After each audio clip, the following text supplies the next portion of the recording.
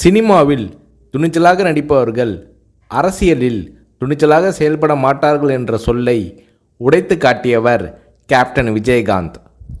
தமிழக அரசியலில் துணிச்சல் மிகுந்த அரசியல் கட்சி தலைவராக கேப்டன் விஜயகாந்த் அவர்கள் உருவெடுத்தார். கடந்த 2011ஆம் ஆண்டு சட்டப்பேரவை தேர்தலில் வெற்றி பெற்று எதிர்க்கட்சி தலைவராக கேப்டன் விஜயகாந்த் அவர்கள் தேர்வானார். அப்போது தமிழ்நாட்டின் முதலமைச்சராக ஜெயலலிதா அவர்கள் இருந்தார். இந்த நிலையில் சட்டசபை கூட்டத்தொடரில் பால் மற்றும் மின்சார கட்டண உயர்வு குறித்து தேமுதிக சட்டமன்ற உறுப்பினர்கள் கேள்வி எழுப்பினார்கள். அப்போது அதிமுக தேமுதிக எம்எல்ஏக்கள் இடையே கடும் வாக்குவாதம் ஏற்பட்டது.